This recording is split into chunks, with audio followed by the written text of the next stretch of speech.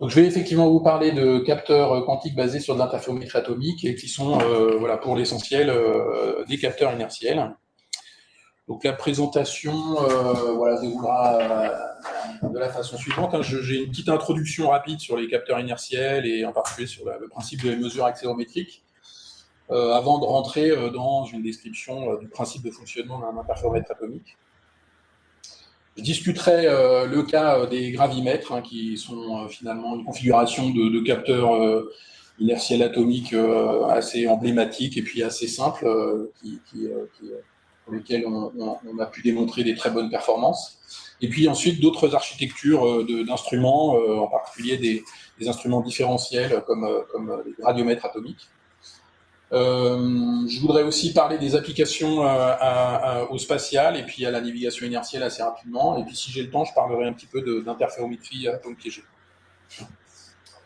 Donc rapidement, que sont des capteurs inertiels? Ce sont des instruments qui permettent de mesurer l'accélération, la rotation d'un porteur, d'un mobile, d'un objet, et qui sont utilisés en particulier en navigation inertielle où on embarque des accéléromètres et des gyromètres qui permettent de calculer la position d'avions, de satellites et de sous-marins, avec des incertitudes qui vont, avec le temps passant, finalement à limiter la précision sur le positionnement, à cause en particulier souvent de biais ou de dérives de biais des instruments.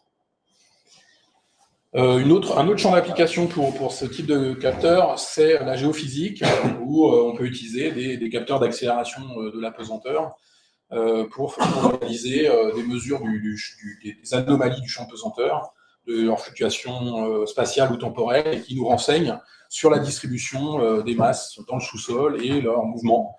Et donc, ça trouve des applications en terre solide, en hydrologie, pour la prospection des ressources naturelles.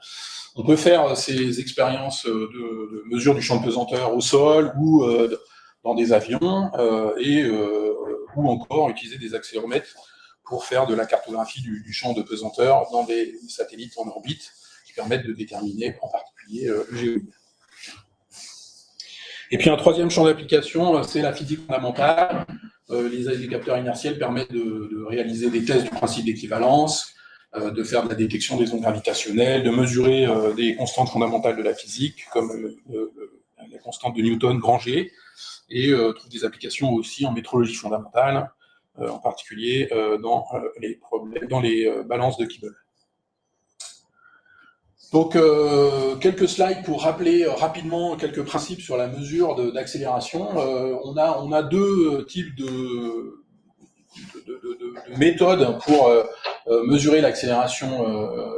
La première, c'est de suivre le déplacement d'un objet qui est d'une certaine façon lié à un référentiel accéléré, alors lié pas forcément rigidement, plutôt mollement, on va dire. Et c'est ce principe qui fait qu'on a une masse d'épreuves qui se trouve dans une espèce de cage ici, dont on va mesurer ou bien les déplacements, donc ça c'est le principe d'accéléromètre MEMS, piézoélectrique, ou dans certains cas, dont on va asservir la position par rapport au référentiel accéléré en appliquant une force. Et ainsi, la masse d'épreuve elle est maintenue en position dans la cage, mais la force qu'on doit lui appliquer correspond à l'accélération subie par le référentiel. Alors, le deuxième principe de mesure, c'est un principe assez différent, où on va mesurer le déplacement de ce référentiel accéléré par rapport à un objet qui est en chute libre. Donc ça, c'est le principe de fonctionnement des gravimètres à coin de cube, où on laisse tomber un objet et on mesure avec une règle le déplacement. En pratique, l'objet est en chute libre, donc en l'absence d'accélération, en fait, il ne bouge pas, mais l'accélération, le référentiel bouge et on mesure le déplacement relatif de cet objet qui est libre par rapport à une règle qui est fixée sur le référentiel accéléré.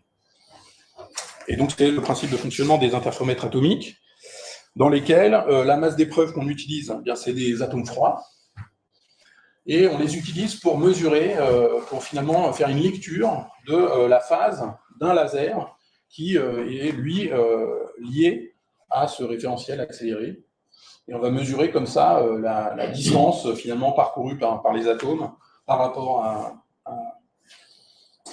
au miroir, ici, par exemple, en unité finalement de la longueur d'onde du laser. Donc on voit ici que la longueur d'onde du laser étant petite, pour un gros déplacement, on va mesurer, après un temps de chute libre donné, le déplacement est de l'ordre de AT2, un nombre de divisions assez important, puisqu'il faut diviser sa grandeur macroscopique par la longueur d'onde du laser, qui elle, est microscopique. Et donc si on met un peu des chiffres, hein, ça c'est le nombre de divisions de la règle, hein, parcourue par les atomes. Et donc si je prends un laser dans le visible avec une longueur d'onde de l'ordre de 100 nanomètres, si je dis que j'ai un très bon rapport signal-abri, que je suis encore capable de couper cette petite division en 1000, hein, et que j'ai une résolution de l'ordre d'une fraction de nanomètre sur cette position, pour des temps d'interrogation qui sont de l'ordre de 10 millisecondes, on a une sensibilité à l'accélération qui est dans la gamme des 10-5 mètres par seconde au carré, et qui est déjà une gamme intéressante pour, en particulier, des applications embarquées, puisque c'est à peu près le niveau de performance des meilleurs accéléromètres utilisés dans les mesures embarquées pour les avions. Et si on pousse le temps d'interaction jusqu'à des limites un peu extrêmes, qui correspondent à des temps de chute libre de plusieurs secondes, on a des sensibilités de l'accélération qui sont plutôt dans la gamme des 10-11 mètres par seconde au carré, et qui ici sont plutôt des gammes qui permettent de faire des mesures de sensibilité ultime, de faire des tests de gravité. Je reviendrai sur un certain nombre d'applications dans la suite. Donc vous voyez que avec des régimes de temps d'interaction assez différents, on couvre des gammes de performances différentes et éventuellement des applications intéressantes, aussi bien pour des temps courts que pour des temps longs. Donc si on rentre un petit peu plus dans le détail du principe d'un interféromètre atomique, ici, un interféromètre atomique, c'est un interféromètre qui est finalement analogue à ce qu'on peut faire en optique, mais où ce qui va voyager sur les bras de l'interféromètre, ce ne sont pas des ondes lumineuses, mais des ondes de matière. Et donc ici, on a un schéma qui ressemble à un magasin d'air en optique, où une onde est divisée, emprunte deux chemins, ensuite on redirige les ondes l'une vers l'autre, et puis on a une lame séparatrice, une lame de recombinaison en sortie d'interféromètre qui permet de faire interférer les amplitudes de transition associées à la propagation sur les deux bras de l'interféromètre. Ici, on a des ondes matérielles qui se déplacent dans les bras, et on a besoin d'un outil bien particulier pour manipuler ces paquets d'ondes, et on utilise en fait des impulsions lumineuses. En particulier, dans pas mal d'expériences, on utilise des transitions dites Raman stimulées, qui sont des transitions à deux photons. On soumet les atomes à deux faisceaux laser contrapropageants, dont la différence de fréquence correspond exactement à la différence d'énergie entre deux états stables de l'atome. Ici, souvent, pour des atomes alcalins, ces deux états ici sont les deux états hyper fins de l'état fondamental, et qui sont séparés par une fréquence dans la gamme des micro-ondes. Donc le processus est le suivant: un atome initialement dans cet état orange là absorbe le photon de laser 1 et puis réémet de façon stimulée pour se désexciter dans l'autre état un photon dans le champ du laser 2. D'accord ? Donc, ce processus ici de changement d'état, il s'accompagne de deux choses qui sont très importantes. Un transfert d'impulsion, hein, parce que quand l'atome initialement dans l'état fondamental avec une impulsion P absorbe le photon de l'onde 1, il absorbe aussi son impulsion, H bar 1. Et quand il réémet de façon stimulée pour se désexciter un photon dans l'onde contrapropageante, par conservation d'impulsion, il recule dans la même direction, dans la direction opposée au photon qu'il a émis, et donc dans la même direction que celle du premier photon qu'il a absorbé. Et donc à l'issue de ce processus, l'atome a en fait changé d'état d'impulsion, il a gagné l'équivalent de l'impulsion de à peu près 2 photons, H bar P effectif, la somme des deux impulsions des deux photons contrapropagés. Un autre ingrédient très important, c'est que ce processus s'accompagne aussi d'une trace qui est laissée sur le paquet d'ondes diffractées, donc sur la partie qui voit son impulsion changer. L'amplitude complexe de l'onde acquiert une phase, et cette phase n'est rien d'autre que la différence de phase entre les faisceaux laser à l'endroit où se produit l'impulsion. Donc, quand les atomes changent d'état en passant de l'état orange à l'état vert, l'amplitude de transition acquiert une phase plus phi, où phi est la différence de phase entre les deux faisceaux laser, et quand le processus se fait dans l'autre sens, acquiert une phase moins phi. Cette différence de phase entre les faisceaux n'est rien d'autre, pour sa dépendance spatiale, que quelque chose qui est relié à la phase spatiale de l'onde laser, et donc quelque chose qui est intimement lié à la position des atomes. Donc, au moment où on fait cette transition Raman stimulée, on imprime dans la phase atomique une indication sur la position où sont les atomes. Et donc, voilà. Donc, ce processus que je vous ai décrit est un processus, en fait, quantique. Hein. Ici, j'ai raisonné en conservant l'impulsion, l'énergie, et en montrant que ces deux états sont couplés. En pratique, on va réaliser une impulsion lumineuse, dont on va régler la durée et l'intensité, qui va permettre de réaliser une transition qu'on appelle pi, celle qui, finalement, partant de l'état initial, fondamental, met tous les atomes dans l'état excité, et donc modifie l'impulsion des atomes, de tous les atomes. Mais si je réduis la durée de cette impulsion de moitié, je fais ce qu'on appelle une impulsion pi sur 2. Et ici, l'état quantique associé à un atome, c'est pas chaque atome que je coupe, c'est pas l'ensemble des atomes que je coupe en deux ensembles, c'est chaque atome que je place dans une superposition cohérente de ces deux états couplés. Donc un paquet d'ondes atomiques se retrouve dans une superposition de deux paquets d'ondes qui vont se séparer spatialement après l'impulsion. Donc ici, on a les ingrédients pour réaliser une fonction analogue à celle d'un miroir. Et ici, on a la fonction qui réalise l'analogue d'une lame séparatrice dans votre interféromètre. Donc maintenant, on peut combiner ça et réaliser un interféromètre avec une séquence de 3 impulsions. Cette première impulsion qui est la séparatrice, qui place le paquet d'ondes incident dans une superposition de deux paquets d'ondes qui se séparent spatialement. Après un temps d'évolution libre grand T, l'impulsion miroir renverse les états et donc finalement permet aux deux ondes de se rapprocher de nouveau. Et au moment où elles se rejoignent, on fait une troisième impulsion qui permet de recombiner les amplitudes de transition associées à la propagation des paquets d'ondes le long des deux bras de l'interféromètre.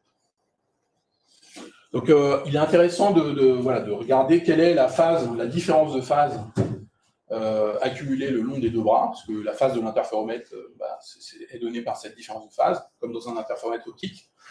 Et donc ici, assez simplement, en utilisant cette petite règle que je vous ai expliquée, le paquet d'ondes diffractées encaisse un incrément de phase qui vaut la phase des lasers à l'endroit du pulse.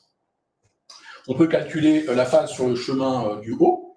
Donc ici, à la première impulsion, on est diffracté, donc on encaisse plus phi, mais on est encaissé, on est diffracté, et on passe de l'état orange à l'état vert. Quand ensuite on passe de l'état vert à l'état orange, on encaisse une phase phi au moment du deuxième pulse, mais avec un signe moins.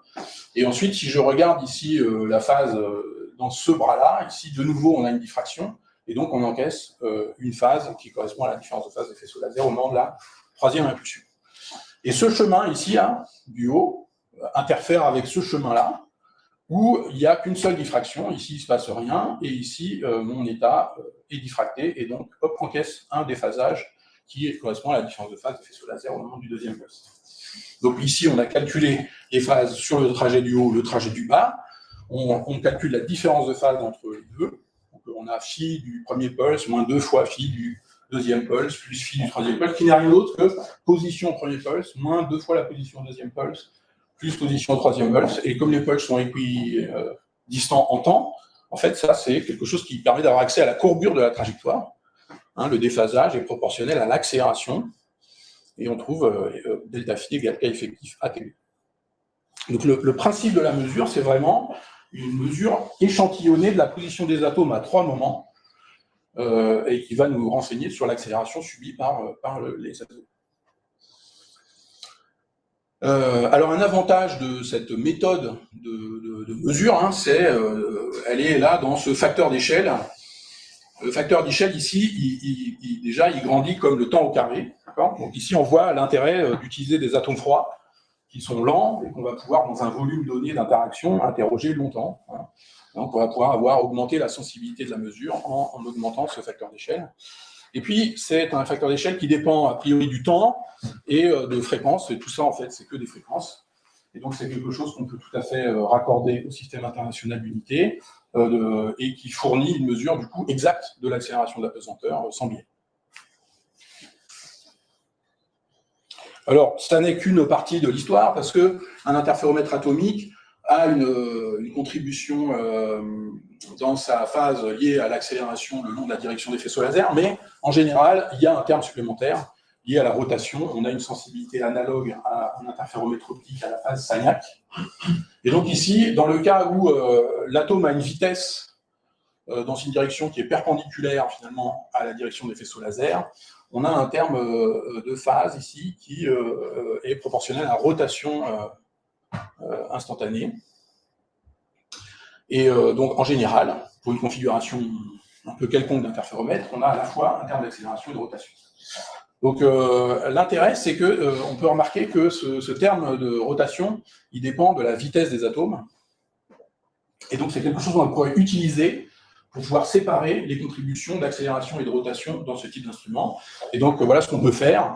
On prépare deux interféromètres atomiques qui se déplacent en vitesse opposée, mais qui vont être soumis aux mêmes impulsions laser.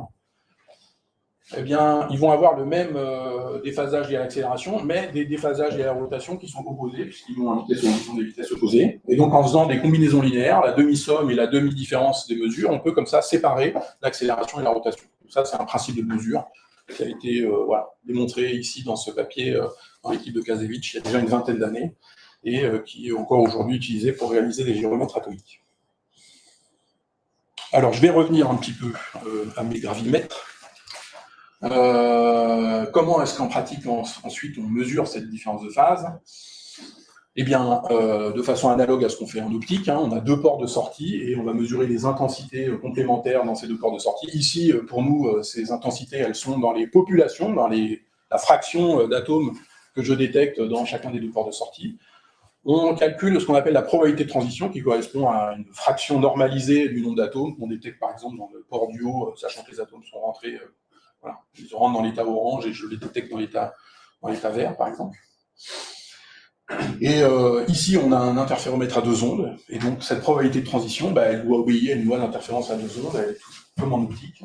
La probabilité de transition elle est modulée en fonction du cosinus de la différence de phase entre les bras de l'interféromètre. Donc cette différence de phase, c'est l'accélération, et donc si l'accélération varie, eh bien, on voit varier cette probabilité de transition de façon suivant une sinusoïdale.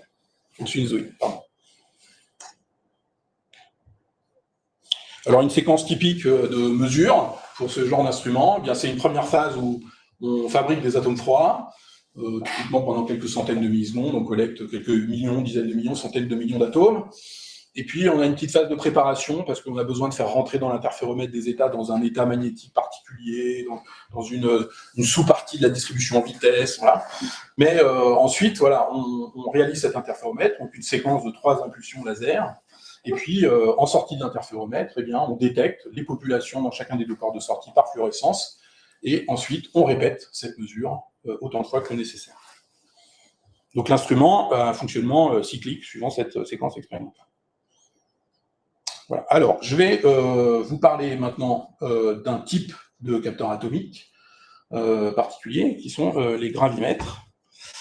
Donc, un gravimètre, c'est une implantation finalement assez simple de ce type d'instrument, où on va diriger les faisceaux laser verticalement et on va laisser tomber les atomes verticalement, librement, sous l'action de l'accélération de la pesanteur. Et donc ici, tout se passe suivant une ligne, la vitesse de déplacement elle est dans la direction des faisceaux laser, il n'y a pas de terme de phase Sagnac, il n'y a pas de sensibilité à la rotation, on n'a qu'un terme de phase qui est lié à l'accélération. Et vous avez ici un petit schéma des positions des paquets d'ondes au moment des pulses.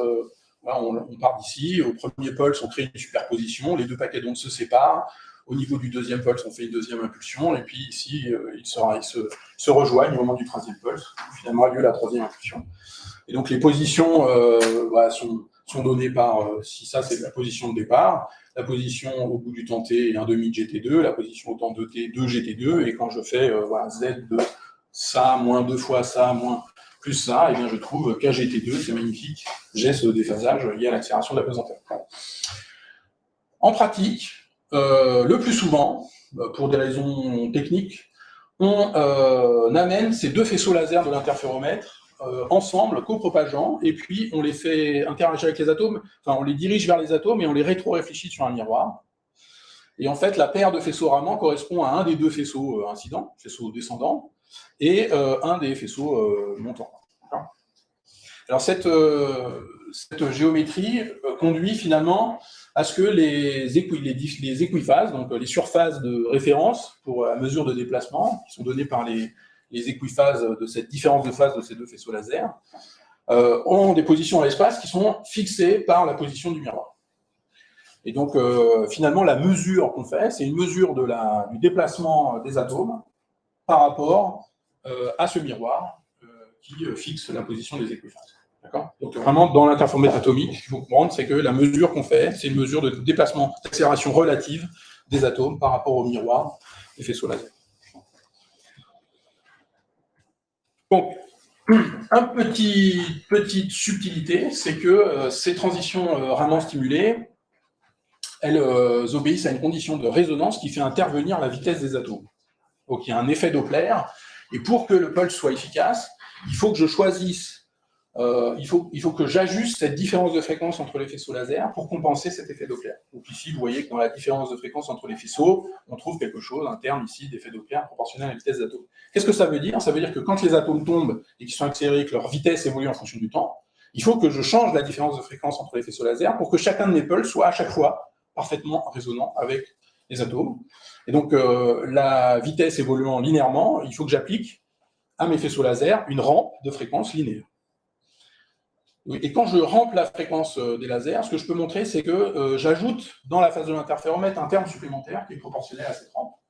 Donc, alpha, la rampe de la pulsation, on va dire, c'est la variation temporelle de la pulsation de la différence de fréquence des lasers en fonction du temps.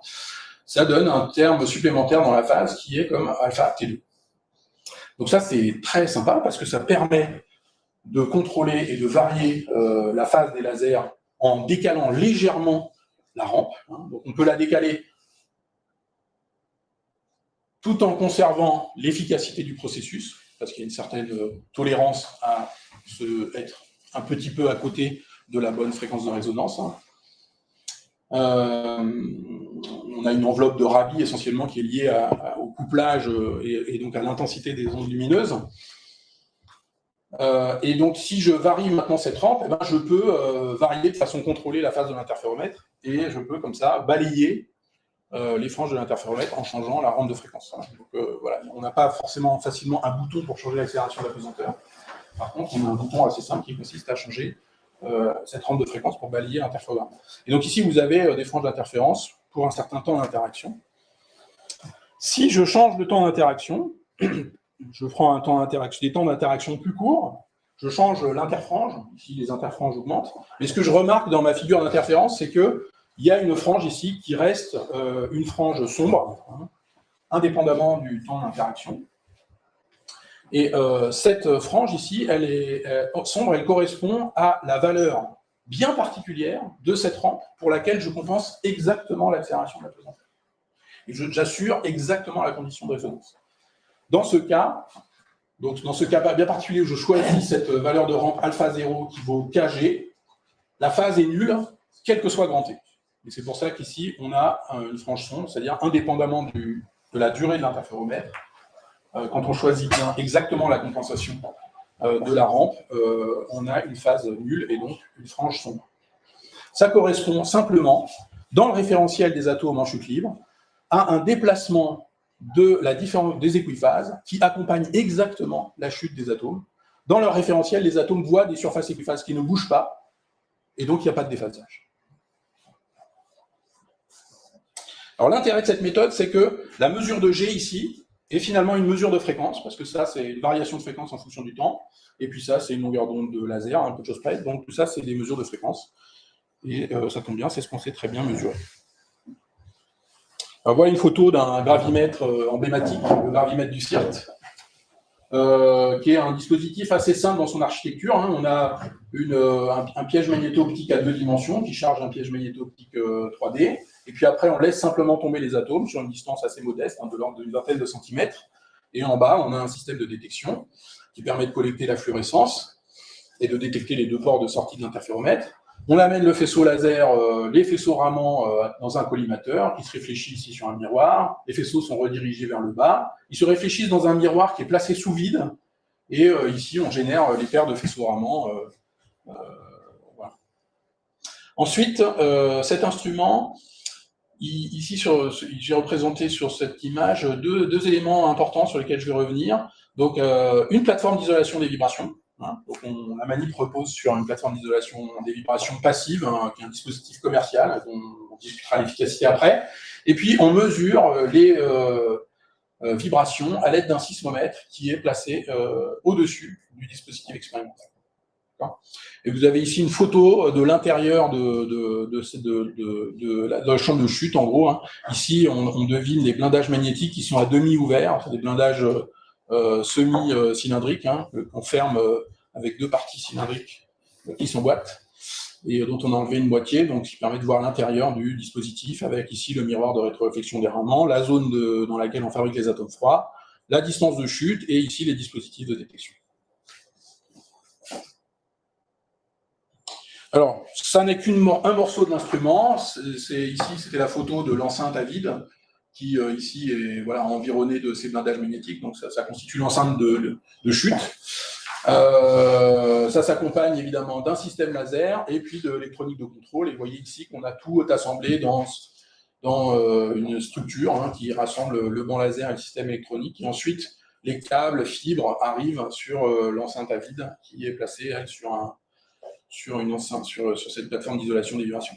Alors, vous avez certainement remarqué ces roues magnifiques, hein, qui permettent, j'y reviendrai, de déplacer l'instrument. Quand on fait des mesures en nominal, les roues sont enlevées, tout est posé par terre, mais on peut mettre des roues et donc on peut bouger la manip. Alors, quelles sont les limites de performance, qu'est-ce qui limite la stabilité des mesures? Beaucoup de choses, mais dominent très largement, quasi toujours, les vibrations du sol. Donc ici, vous avez un spectre de bruit d'accélération en fonction de la fréquence, mesuré sur cette plateforme d'isolation des vibrations, mais finalement pas mise en fonctionnement. Vous avez à peu près ici le bruit de vibration du sol.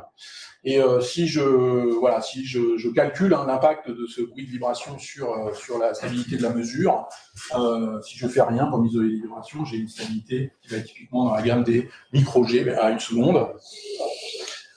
En utilisant cette plateforme passive, vous voyez qu'on diminue beaucoup le bruit, qui a une fréquence de résonance sub-hertz. Hein, on atténue assez largement le bruit au-delà du hertz, hein, et ça permet de gagner beaucoup sur la stabilité de la mesure. Typiquement, là, on gagne un facteur 40 avec ces deux spectres, hein, et on a une stabilité qui est dans la gamme des quelques 10,8 G. Alors, ce bruit ici en bleu, là, qui correspond au bruit sur la plateforme, il est encore mesurable. Hein. Ici, tout ça, c'est fait avec ce même sismomètre que je vous ai montré. Donc ce bruit, on est encore largement au-dessus du bruit intrinsèque du capteur.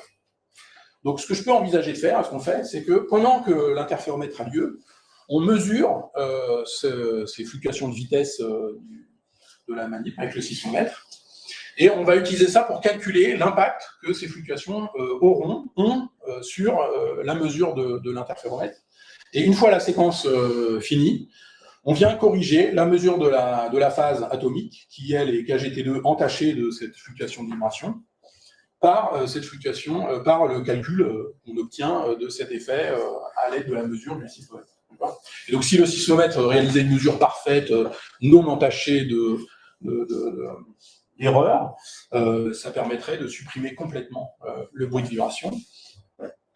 Et vous voyez ici des mesures de probabilité de transition. Donc ici, on se place à mi-frange de l'interféromètre. On est maximalement sensible aux fluctuations de phase de l'interféromètre et donc aux fluctuations des vibrations du sol.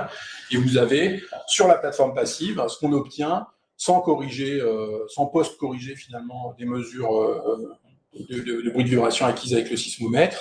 Et puis, vous voyez ici le bénéfice de la correction qui améliore sensiblement, qui réduit sensiblement les fluctuations de la probabilité de transition. On gagne typiquement, suivant les conditions de bruit, entre un facteur 2 et un facteur 10, hein, en utilisant cette technique, et ça permet d'atteindre des stabilités qui sont sous 10-8 G à une seconde, hein, dans des endroits calmes, et je vous montrerai un endroit où on a fait des mesures il y a déjà un moment, et même dans des environnements urbains extrêmement agressifs, où le niveau de bruit est vraiment très fort, comme le laboratoire de gravimétrie qu'on a à Trappes, hein, qui n'est pas placé dans un endroit idéal du point de vue des vibrations, on a encore une très bonne stabilité grâce à cette réjection des vibrations qui est très efficace. Alors, il y a d'autres méthodes pour limiter ces vibrations. On peut utiliser non pas des plateformes d'isolation passive, comme nous on utilise, mais des dispositifs actifs et qui vont être plus efficaces. Et donc, en particulier, ici, les deux équipes mentionnées là, sur lesquelles je reviendrai un petit peu plus tard, ont toutes les deux développé, finalement, en utilisant cette plateforme d'isolation passive et en lui ajoutant la possibilité d'induire des forces sur le plateau à l'aide de haut-parleurs, de compenser le bruit mesuré par le capteur sismique au-dessus au-dessus du plateau. Et cette boucle d'asservissement, elle permet de bien réduire le bruit, non seulement dans cette bande de fréquence sub 1 Hz, de façon purement passive, mais aussi bien plus bas. Et donc, vous avez ici des spectres de vibration entre ce qu'il y a sur le sol et puis avec différents gains dans l'asservissement. Et vous voyez qu'ici, le bruit est bien diminué et bien en dessous du Hertz, on a une réduction considérable du bruit. Donc, aussi bien voilà, pour ces travaux qui ont été faits par une équipe en Chine qu'en Allemagne, avec des performances en termes de transmission, de facteurs de, je ne sais pas comment on dit en français, la transmissibility, quoi. Donc, le rapport entre le bruit que j'ai sans asservissement et avec asservissement, qui sont assez comparables, mais avec des performances ici pour le site, pour l'expérience de Wuhan, qui est bien meilleure, mais parce qu'ils ont la chance d'être sur un site beaucoup plus stable au départ. Alors, ensuite, voilà, ce qu'on veut idéalement faire, c'est comparer la stabilité qu'on obtient avec d'autres instruments, et en particulier avec l'instrument de référence pour les mesures de gravimétrie absolue, qui est ce gravimètre à coin de cube. Vous avez une photo ici du dispositif, un FG5, de la société Lacoste-Romberg, qui n'est rien d'autre qu'un interféromètre optique, un Max Linder aussi, qui permet de mesurer la chute libre d'un objet macroscopique qui est un des deux miroirs de l'interféromètre, en pratique un point de cube. Et donc ici, on laisse tomber le point de cube et on voit défiler les franges, et du défilement des franges, on obtient la trajectoire du mobile et on mesure comme ça l'accélération de la pesanteur. Donc c'est un instrument de référence qui lui aussi a son système d'isolation des vibrations avec un super ressort. Et si on veut comparer les instruments, comme ils sont limités par le bruit de vibration, il vaut mieux faire des mesures en même temps et soumis au même bruit. Donc voilà, on fait des mesures simultanées entre un gravimètre atomique et un représentant de cette classe d'instruments, G5. Alors ils opèrent avec des temps de cycle assez différents. L'instrument atomique a un temps de cycle beaucoup plus court que le gravimètre à coin de cube, qui lui doit laisser tomber un objet macroscopique, le remonter gentiment, puis le refaire tomber. Et lui, typiquement, il a une cadence de mesure typiquement 10 fois plus lente. Alors, il y a pas mal ici de plots où l'unité représentée sont des microgals. Donc, ces microgals, c'est un peu l'unité de référence pour les géosciences. Un microgal, c'est 10-8 mètres par seconde au carré. C'est à peu près 10-9 G. Donc, un nano-G. Un microgal, c'est un nano-G. Vous avez ici les mesures conjointes, simultanées, de variation d'accélération de la pesanteur, enregistré par plusieurs instruments. Alors, en bleu, le FG5, en rouge, le gravimètre atomique. Et vous avez ici un zoom dédrifté de la dérive linéaire, ici, là, du bruit des deux instruments, là, l'instrument atomique et l'instrument classique, on va dire. Et on voit ici que l'instrument atomique, en rouge, là, a un niveau de bruit qui est plus faible et qui est plus constant, alors que l'instrument, le FG5, lui, a un niveau de bruit qui a l'air de diminuer avec le temps. En fait, ce dont on s'est rendu compte après coup, une fois que cette mesure a été analysée, c'est qu'il s'était produit un séisme quelque part dans le monde, un peu avant, okay, et qu'on voyait ici une diminution du bruit de vibration lié au fait que l'environnement était en train de revenir à son état de bruit stationnaire. Et donc, ce que ça montre ici, c'est qu'en présence d'un bruit de vibration important, en fait, le gravimètre atomique, il est plus robuste. Lui, il a un niveau de bruit qui était indépendant, alors que cet instrument conventionnel, lui, il était assez fortement dégradé par la présence d'un excès de bruit sismique. Excuse-moi, mais et on sait pourquoi? On sait l'expliquer? Oui, parce qu'eux, ils ont une cadence de mesure beaucoup plus faible, donc ils ont un moins bon échantillonnage des ondes sismiques basse fréquence, et puis ils ont aussi un superspring qui est beaucoup moins efficace en termes de réjection des vibrations basse fréquence que la réjection avec le sismo, où a priori, les ondes sismiques sont parfaitement dans la bande de mesure de l'axe du sismomètre, et donc elles sont extrêmement bien lues et rejetées, quoi. Et ce drift, pardon, et le drift là... Ça, c'est la marée, ça. C'est la marée, ok. Ici, en en blanc, là, je ne l'ai pas dit, mais je reviendrai. Ça, c'est un gravimètre supraconducteur. Lui aussi, là, bam, ça bastonne, là, et puis on voit le retour à la normale du bruit.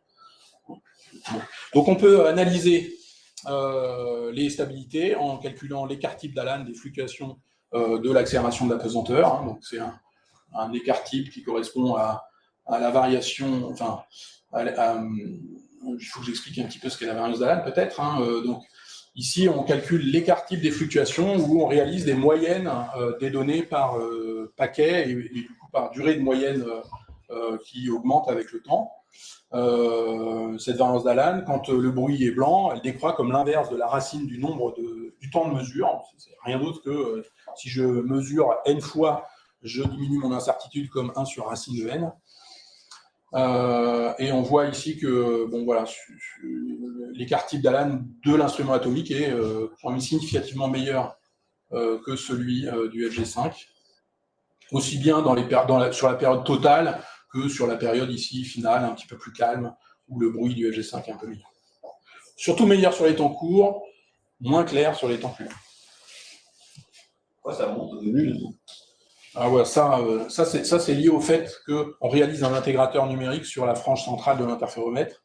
Et donc ça filtre les fluctuations on ne mesure pas le bruit court terme, parce qu'il est filtré par la réponse de la boucle d'asservissement. Ça c'est très technique, mais en gros, c'est là qu'est le bruit pertinent. Alors, si on veut faire des mesures de stabilité comparées d'instruments atomiques contre un instrument conventionnel, on ne va pas utiliser ce FG5. Vous avez peut-être remarqué que, en fait, la durée de mesure était assez différente. Le FG5, ici, il a mesuré quelques heures et puis s'est arrêté. Et puis, nous, on a continué allègrement, gentiment. Parce que, ici, les utilisateurs de ce genre d'instruments, ils détestent faire des mesures continues pendant des temps très longs, hein, parce que ces instruments, ils souffrent d'une usure mécanique et au fait, voilà, il faut rattraper le point de cube, il faut le remonter. Il y a un système mécanique assez complexe et c'est pas un instrument qui est fait pour mesurer en continu. Sinon, il faut le renvoyer en maintenance tous les mois. Donc là, pour faire ce record, pour faire cette comparaison, l'utilisateur, il a accepté d'augmenter son temps de cycle et puis de le faire durer quelques heures, mais pas plus, parce qu'après, je vais abîmer ma manip. Après, il était un peu chagrin qu'on ait montré qu'on était meilleur. Il dit « Ouais, mais j'aurais peut-être pu pousser un peu le temps de cycle. » Voilà. Alors, si on veut faire des mesures continues, on doit se comparer avec un autre instrument, et il y a un autre instrument de référence très intéressant, qui est un gravimètre supraconducteur. Donc ici, on a une sphère supraconductrice qui est en lévitation, et dont on maintient la position fixe à l'aide d'une force exercée par une bobine. Et donc, quand l'accélération de la pesanteur change, eh bien, la force appliquée sur la boule bouge, et il faut la faire léviter, augmenter le courant qu'on fait passer dans une bobine pour maintenir sa position constante. Donc, les fluctuations de courant renseignent directement sur les fluctuations de l'accélération de la pesanteur, mais c'est un instrument qui est relatif, il a besoin d'être étalonné, et puis il souffre d'un biais, mais le biais est très faible, honnêtement, de l'ordre du microgal par an, et donc c'est quand même un instrument extrêmement stable. Et donc vous avez ici l'enregistrement simultané de mesures faites avec l'interféromètre atomique et avec ce gravimètre supraconducteur, avec des variations ici qui sont liées à des phénomènes de marée, de modulation journalière de l'accélération de la pesanteur partout, là où vous êtes. L'accélération de la pesanteur varie de l'ordre de quelques 10-7 en valeur relative par jour, liée à la variation des positions relatives de la Lune, du Soleil et de la Terre. Et ce qui est intéressant, c'est de faire la différence entre les signaux et de regarder les résidus. On voit des résidus qui varient de plus ou moins 1 microgal, typiquement, et ici, qui sont plutôt liés à l'instabilité de notre instrument que de ce gravimètre supraconducteur, honnêtement. Mais bon, voilà, ça permet de déterminer un peu quel genre de stabilité long terme le gravimètre atomique possède. Et quand on fait une analyse statistique de ces résidus, bon, sur les périodes calmes, on descend jusqu'à 0,1 microgal, mais sur l'ensemble de la mesure, on a plutôt une stabilité qui montre un plancher aux alentours de 0,2, 0,3 microgal. Voilà, ça c'est un peu la stabilité un peu ultime de notre manip. Alors, un autre indicateur de performance pour ce type d'instrument, c'est l'exactitude. Je vous ai dit, le facteur d'échelle, c'est quelque chose qui permet de faire une mesure traçable, exacte de l'accélération de la pesanteur. Alors, bien sûr, à ce facteur d'échelle s'ajoutent toutes sortes d'effets parasites, et donc l'enjeu, c'est ici de les évaluer et de corriger la mesure de ces effets. Donc, on réalise comme ça un bilan d'erreurs en essayant d'évaluer chacune des sources d'erreurs en calculant là une correction et puis une incertitude sur cette correction. Et finalement, l'exactitude finale, c'est une somme quadratique ici, une moyenne quadratique des incertitudes dans l'évaluation de chacun des effets systématiques. Donc vous voyez ici un bilan qui date d'il y a quelques années où on était très fortement dominé, parmi toutes les contributions ici, celle qui domine très largement, c'est cette contribution d'aberration des fronts nombres. Donc je vous ai expliqué le principe de la mesure. On mesure la position relative des atomes par rapport à ces équiphases qui constituent une règle de déplacement des atomes. Ces équiphases, dans tous les plots, dans toutes les slides, là, c'était des plans parfaitement parfaits. J'avais une règle avec des dents parfaitement espacées, c'est magnifique. Mais dans la vraie vie, ces lasers traversent des optiques, d'ailleurs, ce ne sont pas des ondes planes, c'est des faisceaux gaussiens, ils traversent des optiques qui ont des défauts, et donc ce front-monde-là, il est un peu aberré, il y a des distorsions dans le profil du faisceau laser. Et les atomes, pendant leur chute libre, en fait, malgré leur faible température, ils ont encore une expansion résiduelle qui fait qu'ils vont voyager transversalement dans le faisceau laser et donc explorer des zones différentes et voir des imperfections, des aberrations de phase qui vont être différentes au moment du premier, du deuxième et du troisième pulse. Et donc ça donne une erreur, pour chaque atome, une petite différence de phase parasite dans la phase de l'interféromètre liée au fait qu'il y a des aberrations et qui sont différentes au moment pour chacune des trois impulsions. Donc le cas idéal, c'est le cas où les atomes n'ont plus d'expansion thermique, je ferai tomber un caillou et qui arrêterait de se dilater dans le profil des faisceaux laser. C'est un peu ce qu'on essaye de faire avec les atomes froids, mais même avec des températures de l'ordre de 2 microkelvin, il y a une expansion résiduelle de l'ordre du centimètre par seconde, et donc pendant le temps de chute, il se déplace de plusieurs millimètres. On peut imaginer comprendre l'impact de cet effet en modulant justement cette température et en explorant des zones différentes du front de monde. Et c'est ce qu'on a fait ici en variant la température. Le malheur, c'est que ce qui nous intéresserait, c'est d'aller ici, là, température nulle, et qu'avec des atomes refroidis par laser, on a une température limite de l'ordre de 2 microkelvin. Donc c'est facile de faire plus chaud, c'est pas facile de faire plus froid. Et ici, vous avez des mesures qui montrent peu d'effets quand on varie la température. On augmente la température de la source, on laisse les atomes explorer des zones de plus en plus larges du front de monde. Et on peut imaginer construire un modèle ici, comme ça, des aberrations qui reproduit les mesures expérimentales, et puis dont l'extrapolation à zéro donnerait la valeur du biais, finalement, puisque à zéro, il n'y a pas d'erreur. Et vous voyez ici différents modèles qui collent à peu près tous avec les mesures expérimentales, compte tenu de leur incertitude, et qui conduisent à des extrapolations à zéro, complètement différentes. Et ce qui prouve que, si je ne suis pas capable de mesurer ici proche de zéro, en fait, je ne peux pas forcément faire une super extrapolation avec confiance, et c'est pour ça qu'ici, on a une borne. On était incapable d'ailleurs de mesurer cet effet précisément, et on a juste mis une incertitude ici.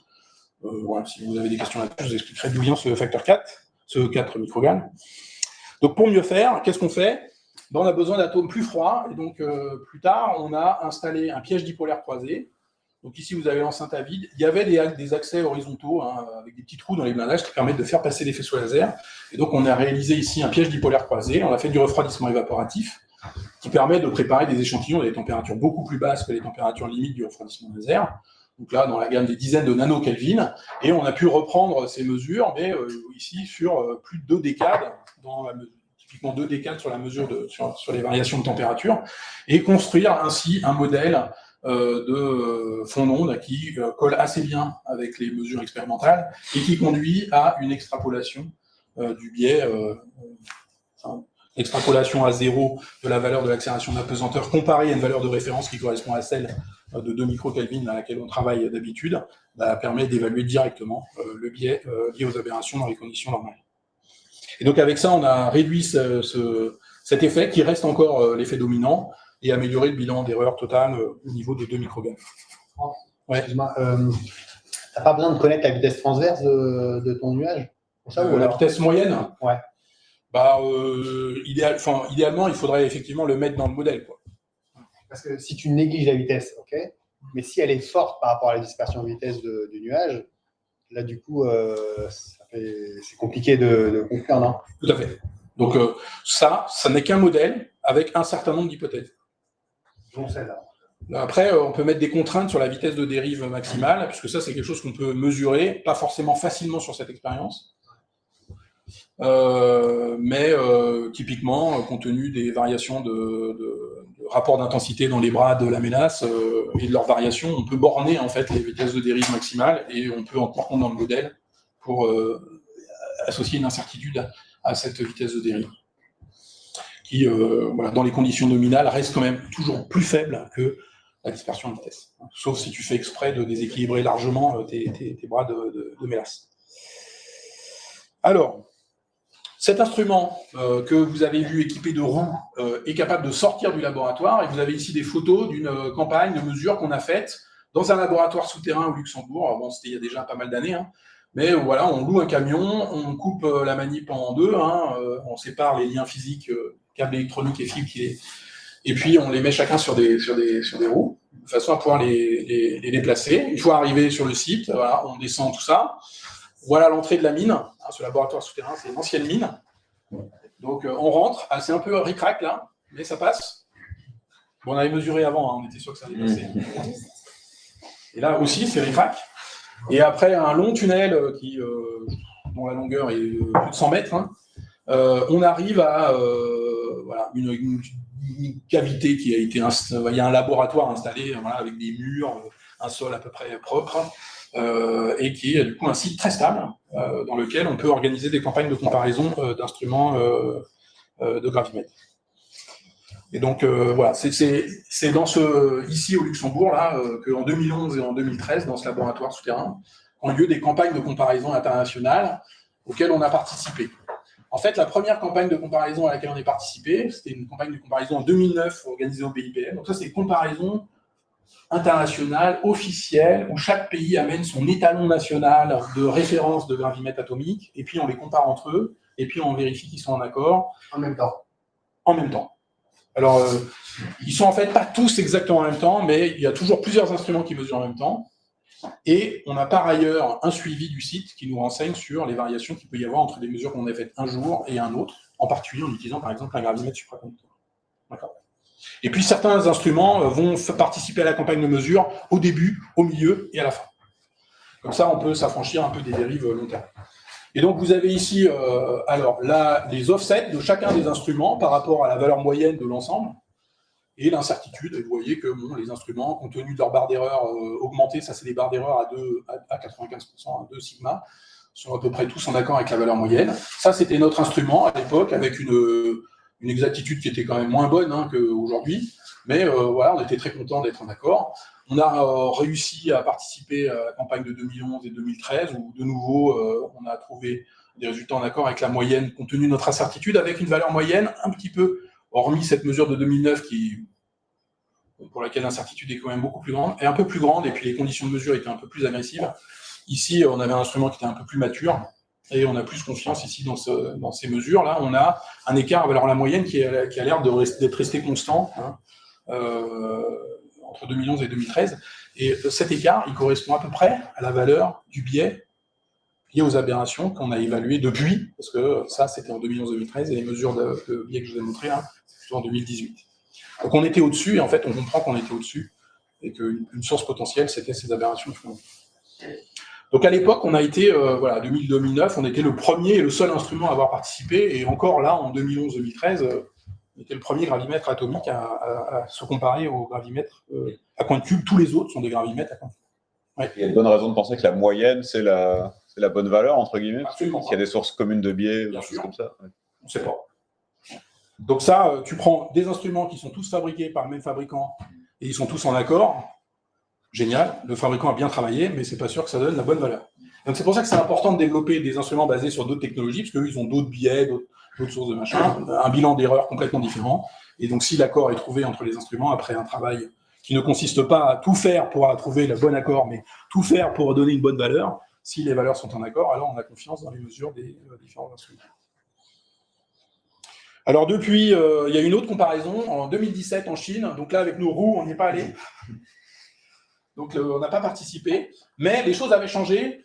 En 2017, il y avait 6 gravimètres atomiques qui avaient participé à la campagne de mesure, sur une trentaine d'instruments. Okay.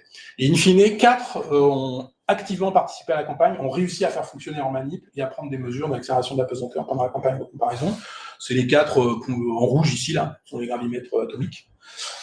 Donc vous voyez qu'ils ont des erreurs, bon, suivant les instituts, parfois très compétitifs avec l'état de l'art, comme ici. Donc ça, c'est l'équipe de Wuhan.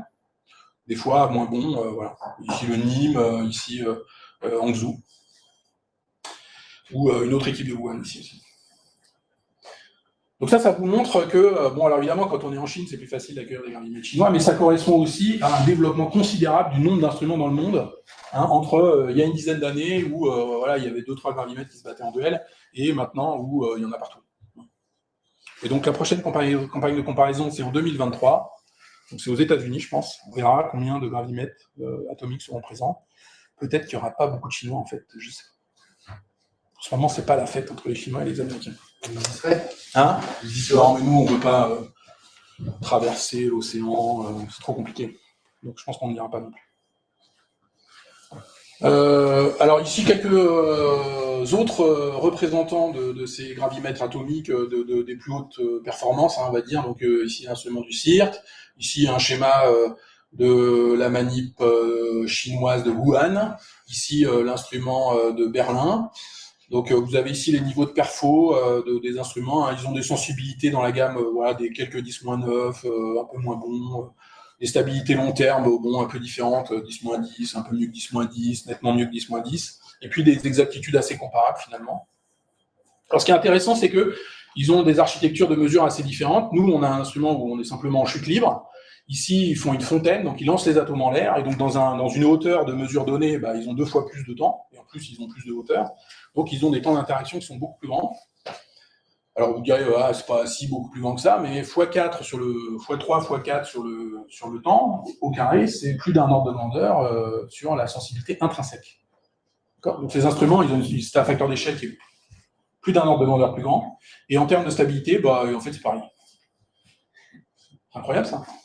Donc ça dit que la différence dans les temps d'interaction et donc dans le facteur d'échelle, ça ne corrèle pas forcément nécessairement avec la stabilité des instruments. Pourquoi? Parce que tous ces instruments sont limités par les vibrations, et elles augmentent aussi quand tu augmentes le temps d'interaction. D'accord? Voilà.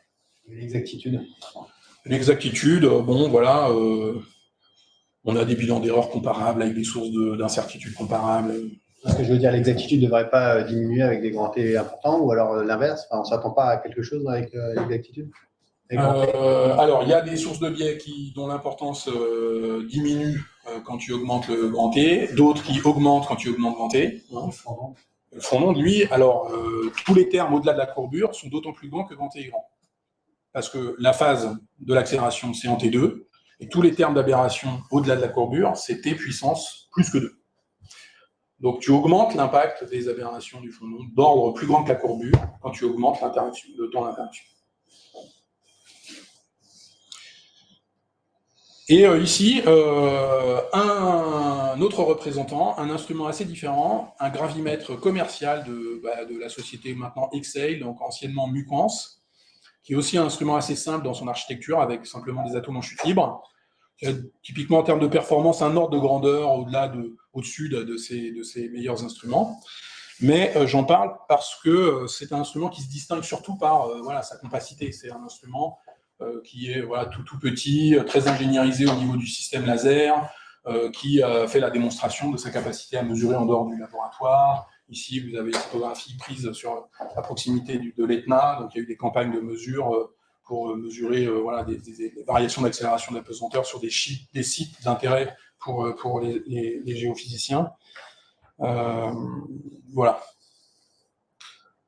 Et bon, je ne peux pas ne pas parler un peu quand même de ce que vous faites ici à l'ONERA, donc de développement de gravimètres compacts pour des applications au départ plutôt pour la gravimétrie marine, et des campagnes de mesure qui ont été faites sur un instrument de la marine, sur un navire de la Marine nationale, où ici vous avez le gravimètre de l'ONERA dans une plateforme de gyrostabilisation, à côté d'un instrument plus conventionnel, lui aussi gyrostabilisé, mais qui est plutôt un gravimètre à ressort. Et donc ça a permis de montrer.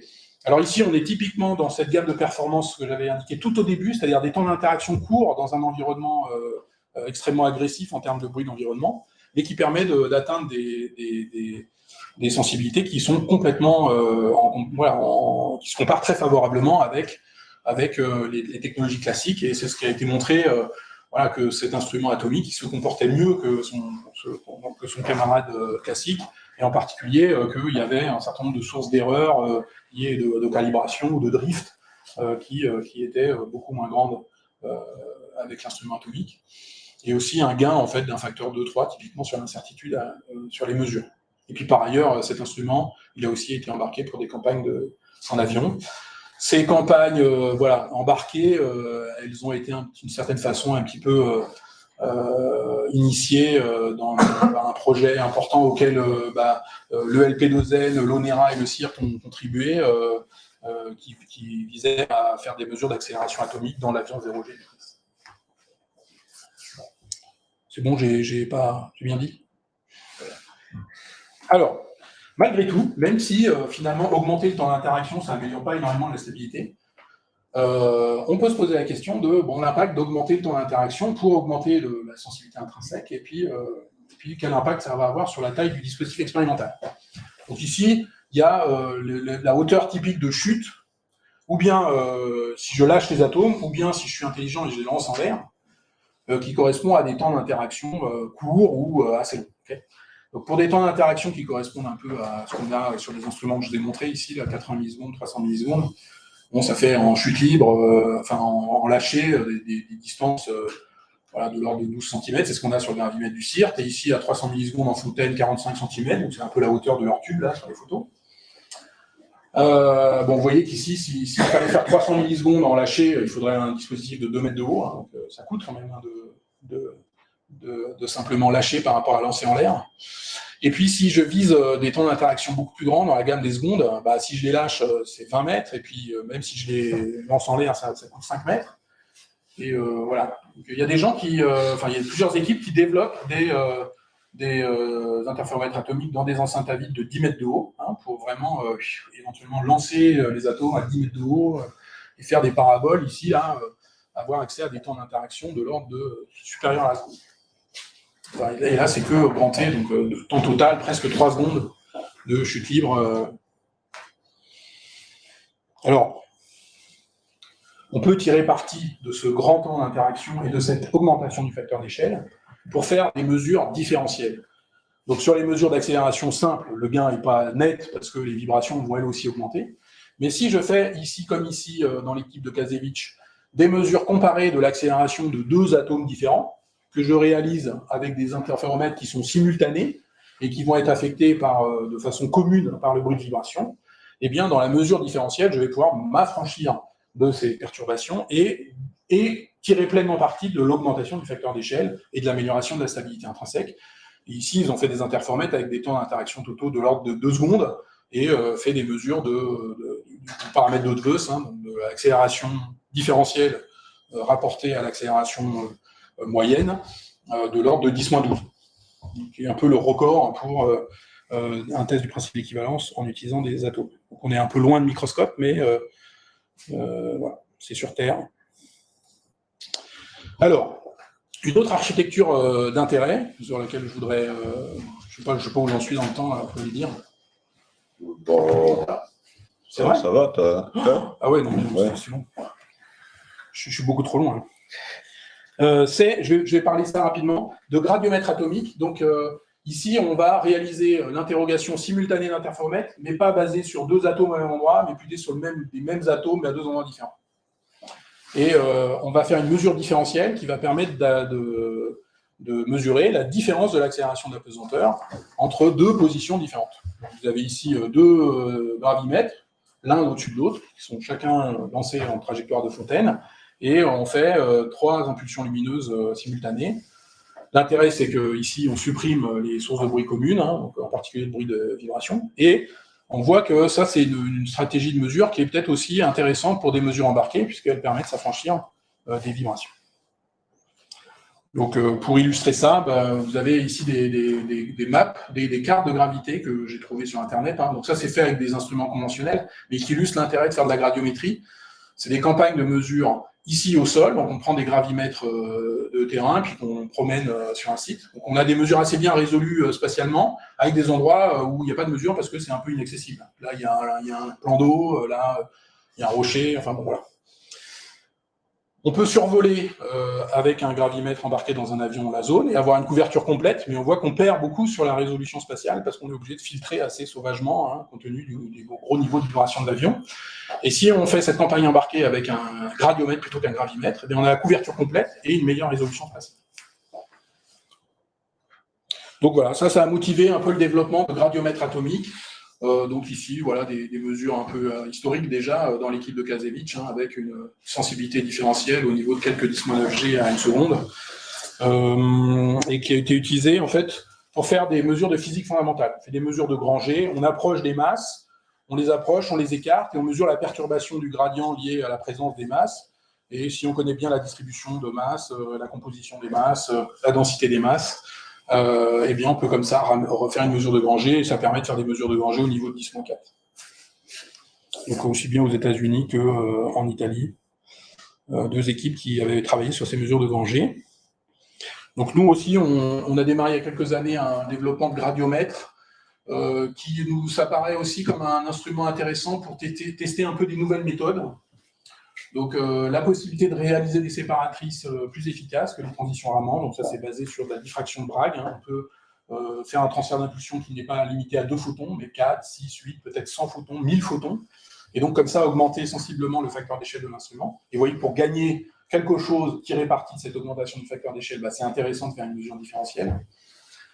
Pour que ces méthodes marchent assez bien, c'est plus favorable d'utiliser des atomes ultra-froids, donc on aimerait installer des atomes ultra-froids. Et puis, bon, parmi les possibles méthodes qui permettent d'améliorer la sensibilité, il y a des méthodes, notamment de spin squeezing, qui permettent de potentiellement réduire le bruit de mesure, donc le bruit lié associé à la détection, et qui, in fine, aussi permettrait de gagner directement sur la stabilité de la mesure différentielle. Donc notre ambition, c'est d'essayer d'implémenter un peu ces méthodes dans cet instrument pour essayer de pousser la sensibilité un peu, faire un peu mieux que l'état d'art. Et je vais plus ou moins finir là, je vais sauter un peu plein de choses. Donc ça, c'est notre manip, hein. On a des atomes piégés dans ces deux enceintes, on les lance en l'air, et puis on fait l'interféromètre, et puis ensuite on les détecte. Voilà, des choses assez conventionnelles. Aujourd'hui, on a des niveaux de stabilité qui ne sont pas encore extraordinaires. Hein. On est dans une phase un peu voilà. En termes de sensibilité au gradient, donc le DVE, c'est l'unité de gradient, c'est 10-9 secondes moins 2. Le gradient de gravité terrestre, c'est à peu près 3000 EDVE. On a des sensibilités dans la gamme des 200 EDVE par shot, ce qui est typiquement un ordre de grandeur moins bon que les meilleurs gradiomètres basés sur des transitions Raman. Mais ici, on utilise des transitions de Bragg, mais avec un nombre de transferts de photons assez limité. Finalement, on se compare assez favorablement avec d'autres expériences qui ont été faites il y a quelques années sur de la gradiométrie en Bragg avec des atomes refroidis par laser comme nous. Donc voilà. Et, bon, il y a des perspectives d'amélioration puisque c'est un projet qui est en cours de développement. On espère bien pousser ça, et en particulier en utilisant ces méthodes de séparatrices multiphotoniques là, qui permettent, vous avez ici une image de la diffraction de Bragg dans des réseaux optiques, assisté par ailleurs par des oscillations de Dock, mais vous voyez ici les deux paquets d'ondes séparés là, une séparation spatiale qui augmente à mesure que le transfert d'impulsion augmente, hein. Et vous avez ici des séparations de près de 200 H/K qui a été réalisé par cette équipe en Allemagne. Des développements équivalents aux États-Unis et même récemment à Toulouse dans l'équipe d'Alexandre Gauguet démontraient des séparations de l'ordre de la centaine de H/K. Voilà. Donc ça, c'est clairement une perspective intéressante d'amélioration de la stabilité intrinsèque des capteurs, mais qui aujourd'hui n'est pas complètement mature parce qu'il y a un certain nombre de biais qui sont mal maîtrisés dans ces expériences. Cela dit, tout ça, c'est un peu basé sur un travail un peu pionnier de Holger Müller qui est un peu, pendant un certain temps, a beaucoup développé ces méthodes avec l'ambition d'améliorer la mesure de la constante de structure fine en utilisant ces méthodes d'interférométrie atomique. Et qui a réussi à maîtriser les biais associés à cette méthode, en tirant parti, encore une fois, du fait qu'il fait des mesures différentielles et que ces biais sont largement supprimés dans la mesure différentielle, mais pour faire une mesure compétitive avec des méthodes basées sur les transitions Raman en utilisant ces méthodes de séparatrices un peu différentes. Voilà, et je vais passer la suite parce que j'ai fini. Donc j'avais prévu beaucoup trop, j'ai beaucoup trop parlé. Je vais aller directement à la conclusion. Tant pis, vous ne verrez pas d'interféromètre atome piégé, c'est dommage.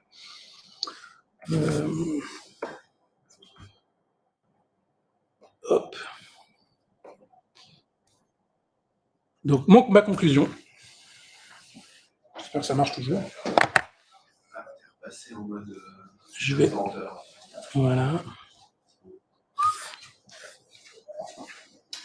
Donc voilà, j'espère que je vous ai montré que l'interféromètre atomique avait quand même une certaine maturité, hein, que l'on est capable de construire des capteurs inertiels avec des performances qui rivalisent, qui se comparent favorablement et qui dans certains cas dépassent les technologies classiques. C'est aussi une technologie qui est mature d'un point de vue du développement industriel, parce qu'il y a le transfert industriel. Aujourd'hui, il y a des produits commerciaux qui existent et qui sont disponibles.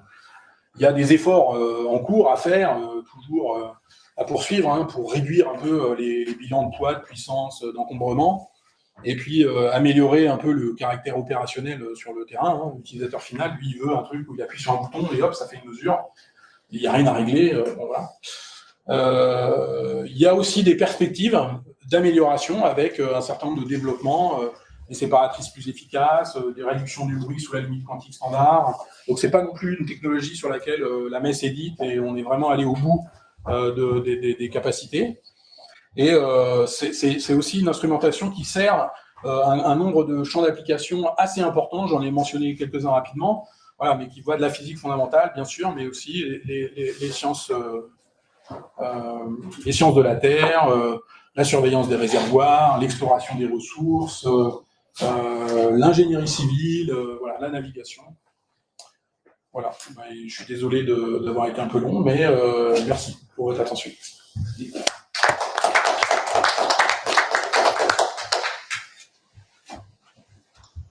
Si on regarde pour les questions. Bon, je vais commencer pour lancer la discussion. Tu as mentionné le squeezing 2 fois. Donc le squeezing, a priori, c'est pertinent si tu es limité par le nombre d'atomes dans ta mesure et si tu ne peux pas l'augmenter facilement. Du coup, est-ce que c'est le cas pour ces interféromètres ou est-ce qu'on est proche de ce cas-là? Alors, pour les accéléromètres atomiques, même à l'état de l'art, on est encore assez loin du bruit de détection. Donc, améliorer le bruit de détection, ça n'a aucun impact sur la mesure des gravimètres au meilleur niveau. Pour des mesures différentielles, mesures du test du principe d'équivalence, voilà, des mesures ultimes, améliorer le bruit de détection, c'est améliorer directement l'incertitude sur la mesure. Voilà. Autre chose, si je réduis le bruit de mesure, enfin le bruit de la détection, je peux imaginer avoir un rapport entre mon bruit et mon facteur d'échelle plus grand, et donc diminuer la taille pour garder la même performance. Donc ça, c'est aussi un truc intéressant, c'est qu'on peut réaliser finalement un capteur qui va être beaucoup plus petit, avec un temps d'interaction plus court, et ce qu'on a perdu sur le facteur d'échelle, on le gagne sur le bruit de détection, et on a un instrument plus compact, qui aussi, éventuellement, potentiellement, a une cadence de mesure plus élevée, mesure moyenne mieux les vibrations, et tout ça. Voilà. Mais c'est très prospectif. Hein. Il y a déjà des démonstrations de principe de...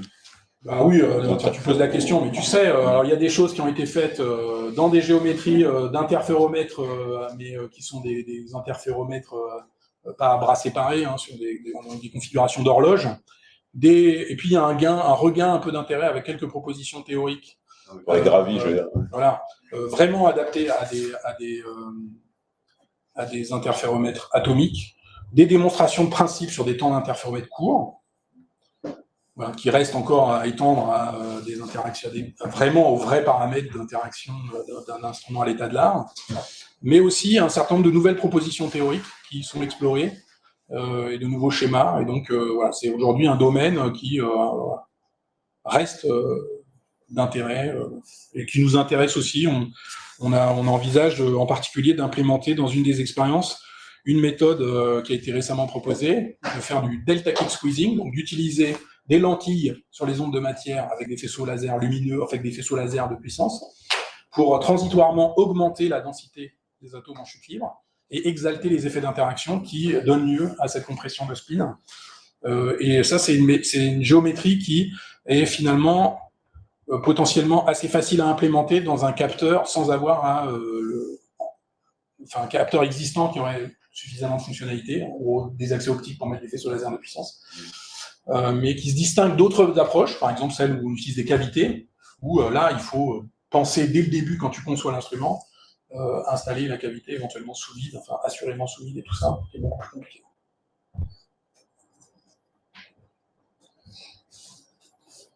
Alors, merci pour cette présentation durant laquelle j'ai appris énormément de choses.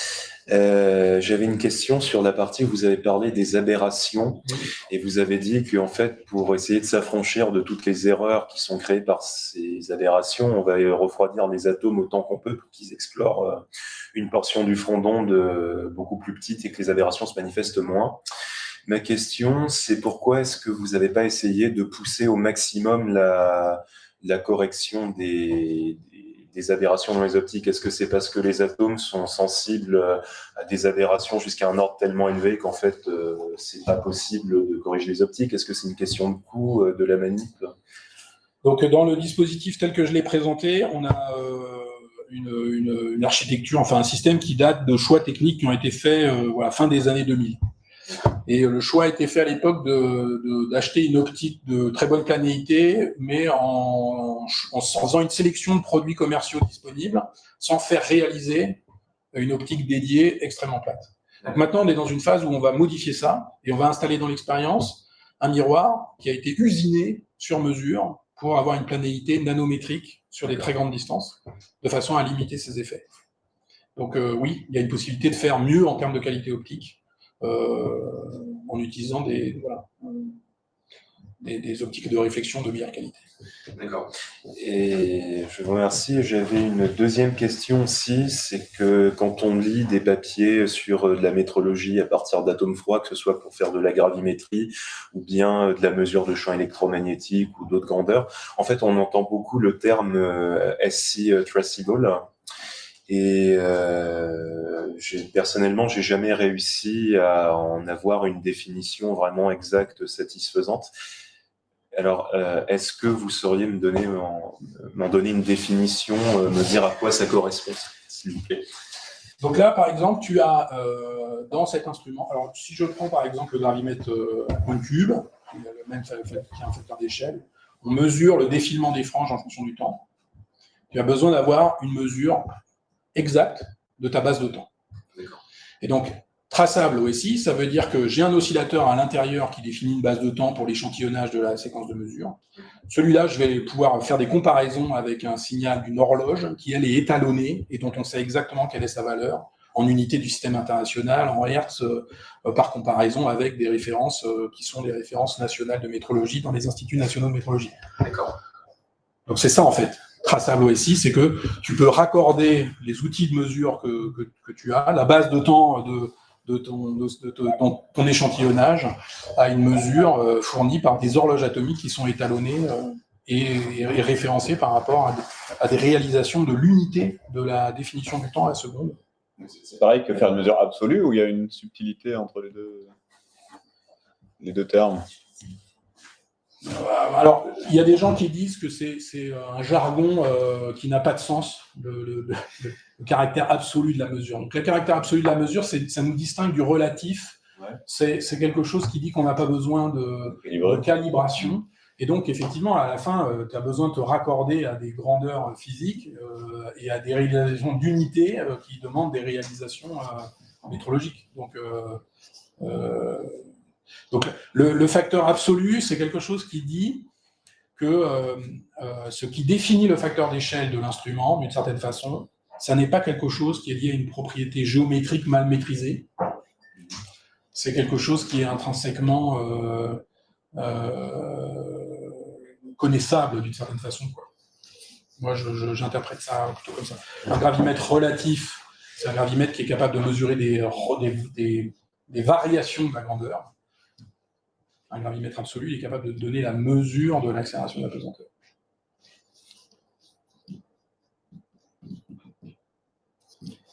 Moi, je voulais revenir sur les aberrations et puis le bilan d'exactitude du Gravi.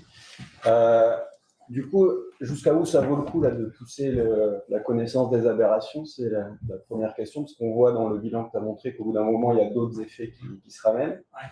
Et pour les aberrations, donc est-ce que c'est vraiment la voie où on veut ça contrôler au mieux les plans de phase avec les meilleures optiques et puis réduire encore la température? Ou est-ce que justement, il n'y a pas des moments où on pourrait, je sais pas, rajouter des aberrations qu'on connaît pour, je sais pas, il y aurait des modèles qui du coup permettraient de limiter à l'extrapolation à zéro température Alors, est-ce qu'on peut faire l'ingénierie du fondant de façon à rendre la mesure moins sensible? Ce serait tout intéressant. mesurer des effets plus forts sur une grande plage de température, mais qui du coup contraint plus ton extrapolation à zéro, c'est pas possible.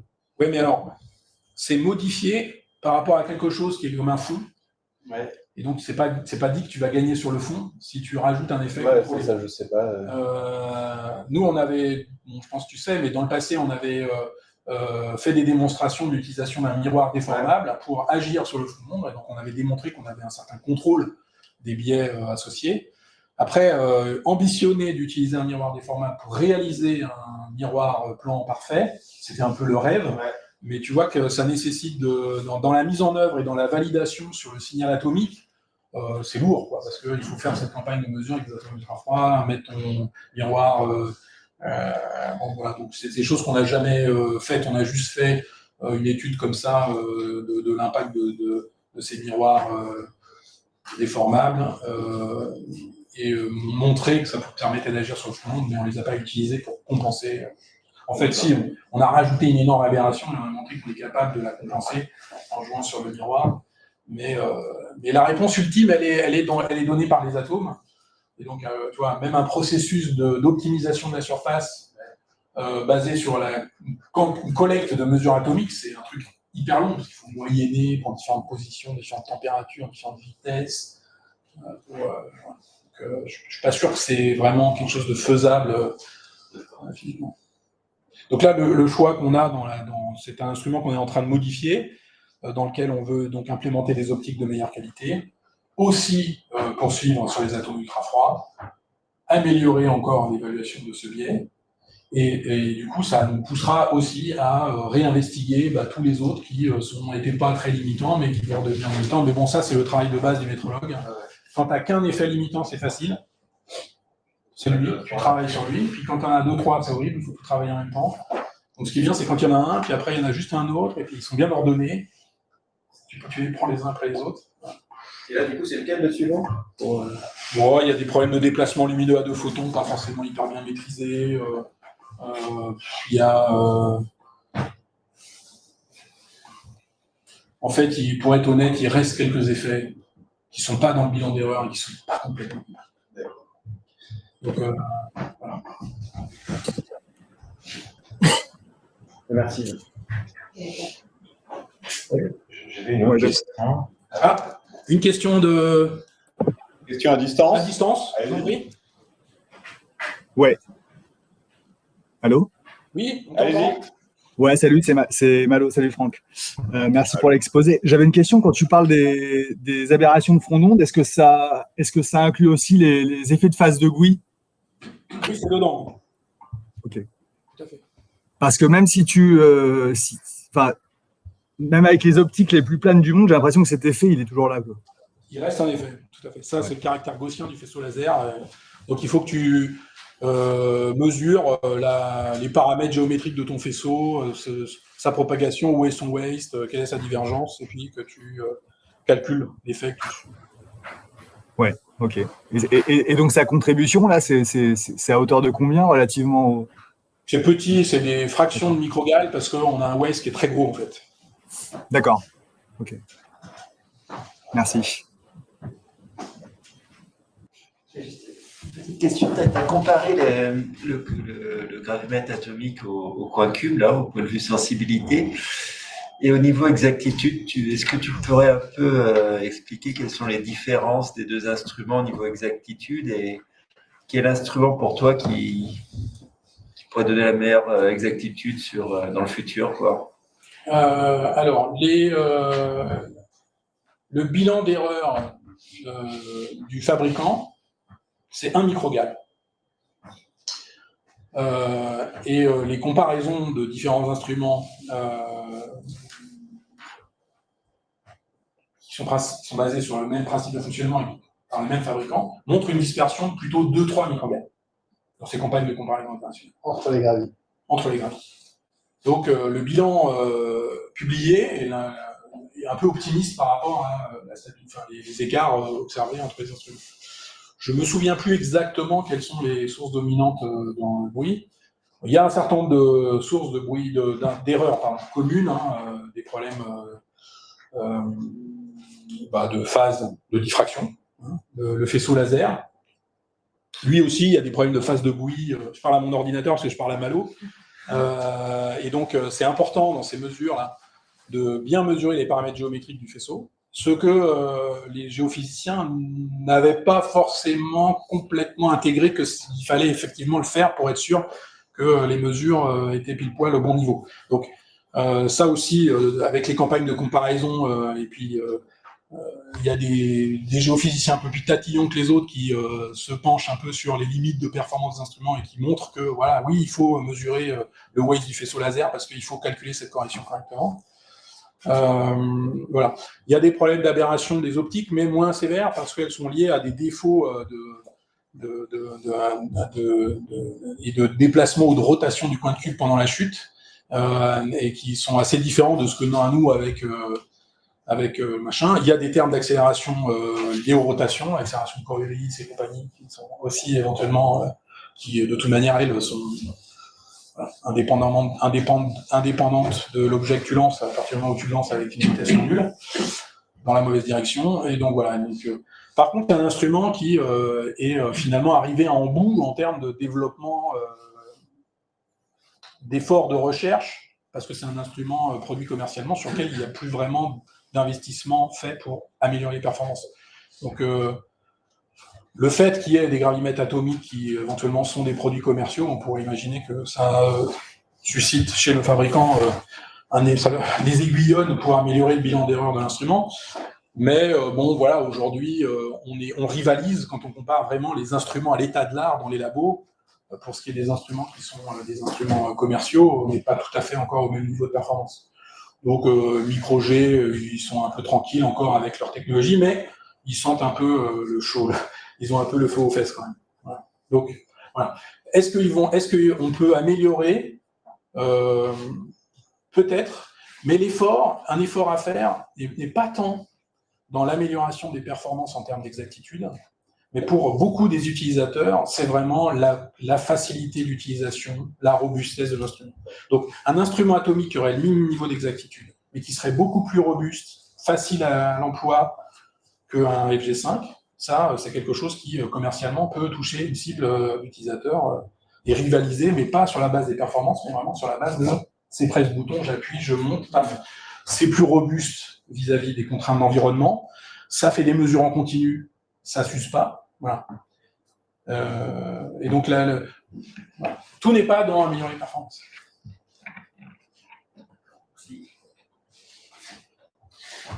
Une question, c'est concernant la partie dans laquelle vous avez expliqué que, en fait, pour compenser l'effet Doppler lors de la chute des atomes, on est obligé d'appliquer une rampe de fréquence et que finalement, il y a une valeur en fait de alpha dans la rampe de fréquence qui permet de compenser exactement l'accélération de pesanteur et donc d'avoir une mesure de l'accélération de pesanteur. Donc en fait, si je comprends bien, finalement, un interféromètre atomique permet d'avoir deux méthodes de mesure de l'accélération de pesanteur, c'est-à-dire soit on regarde la phase à la sortie de l'interféromètre, soit on teste différents temps d'interrogation et puis on recherche la valeur de alpha qui permet de compenser exactement l'accélération de pesanteur. Et moi, ce que je voulais savoir, c'est comment en fait ces deux méthodes, elles se comparent entre elles en termes d'intérêt, de limites, de performance. Est-ce que c'est strictement équivalent ou est-ce que ça peut être différent? Alors non, parce que mesurer directement la façon dont la phase évolue en sortie de l'interféromètre en fonction de l'accélération pour un temps d'interaction donné, ça nécessite quand même de mettre une rampe si le temps d'interaction devient long. Parce qu'à la fin, il n'y a plus de contraste et il n'y a plus d'interféromètre si tu ne balayes pas la différence de fréquence de faisceau laser à grand temps d'interaction. Et après, en termes non, c'est un peu équivalent. Tout ça, c'est mesurer une phase. À partir du moment où l'EF s'est fait avec le même contraste, que ta phase soit variée dans ta mesure par le fait que l'accélération varie ou que c'est toi qui contrôle la façon dont tu varies la phase en changeant la rampe, finalement, tout ça, c'est explorer le signal sinusoïdal de façon différente. Ce qui est intéressant, c'est d'essayer de se mettre dans des conditions où tu vas toujours rester maximalement sensible et donc faire opérer ton interféromètre en restant à mi-frange. Ce qui nécessite éventuellement d'avoir un contrôle sur la phase de l'interféromètre et pas laisser librement l'interféromètre, en fonction des variations d'accélération mesurées, explorer des zones où la phase fait qu'on est en haut ou en bas de frange, parce que là, on n'a pas de sensibilité. Donc le contrôle par l'utilisateur de la phase, c'est quelque chose qui permet d'améliorer la sensibilité quand même.